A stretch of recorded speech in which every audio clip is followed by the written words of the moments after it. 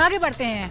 Article 370 के हटने के बाद नया कश्मीर हर रोज निखर रहा है। धरती का स्वर्ग विकास की मुख्य धारा से जुड़ गया है। ऐसे में अब मोदी का अगला टारगेट है पीओके की आजादी। पीएम मोदी की प्रतिबद्धता को विदेश मंत्री एस जयशंकर ने दोहराया तो आतंकिस्तान सदमे में आ गया। देखिए ये खास रिपोर्ट।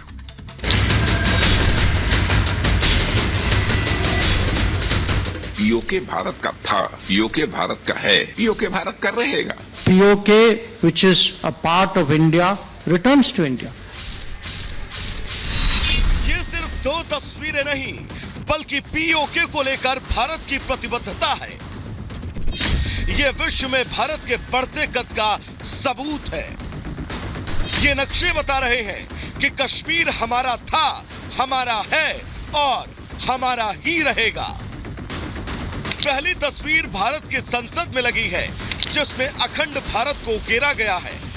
वहीं दूसरी तस्वीर G20 समिट के दौरान पाकिस्तान के करीबी देश यूएई की तरफ से जारी किया गया था, जिसमें साफ साफ ये दिखाया गया था कि पीओके भारत का अभिन्न हिस्सा है। पीओके की आजादी को लेकर भारत हमेशा से गंभीर रहा है।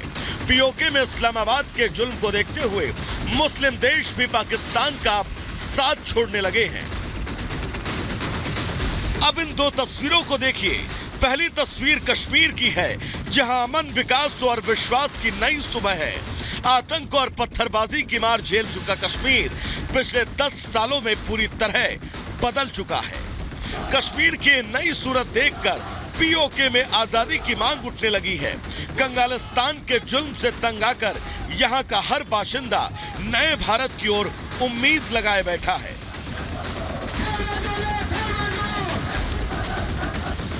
ऐसे में भारत के प्रधानमंत्री नरेंद्र मोदी का अगला मिशन पीओके से पाकिस्तान के अवैध कब्जे को हटाना है। पीओके को लेकर भारत की प्रतिबद्धता का अंदाजा विदेश मंत्री एस जयशंकर के इस बयान से समझा जा सकता है। That there is a parliament resolution. Every political party of this country is committed to ensure POK, which is a part of India, returns to India. This actually is our national commitment. विदेश मंत्री ने 370 का जिक्र करते हुए उस वक्त की याद दिलाई जब लोग ये मानते थे 370 हटा तो कश्मीर में अशांति होगी, लेकिन ऐसा सोचने वालों के मंसूबे धरे के धरे रह गए। कश्मीर ने विकास का नया सवेरा देखा। यहाँ के युवा मुख्य धारा से जुड़े। ऐसे में पीओके के लोगों को विदेश मंत्री के इस बयान से काफी उम्मीदें हैं। People just assume 370 cannot be changed and that, this is something we just have to accept because the politics of the day had driven it very deeply into public consciousness. Now we see, once we change it, then the entire ground situation changes. When we have put 370 to rest, now people understand, yes, the POK is also important. विदेश मंत्री S Jaishankar ही नहीं, रक्षा मंत्री राजनाथ सिंह भी PoK को लेकर गंभीर हैं।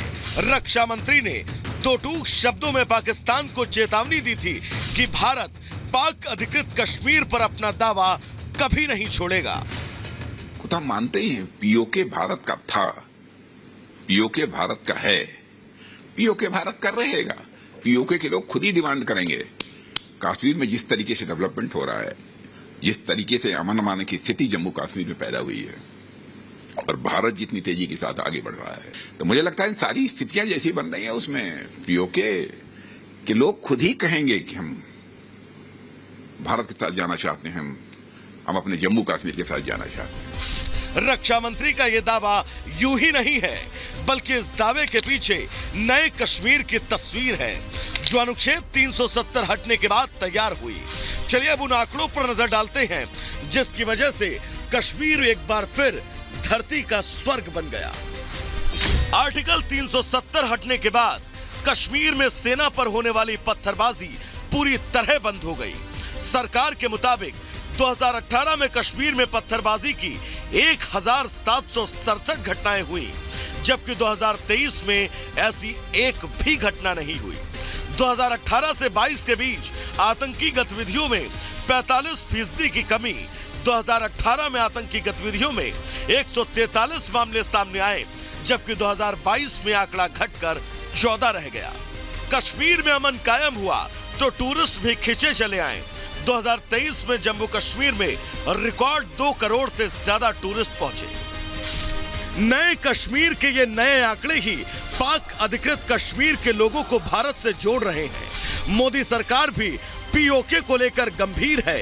अब देखना यह होगा कि क्या पीओके के लोग गुलामी की जंजीरें तोड़कर भारत वापस आते हैं या पीएम मोदी किसी बड़ी रणनीति के तहत पाक अधिकृत कश्मीर को आजाद कराते हैं।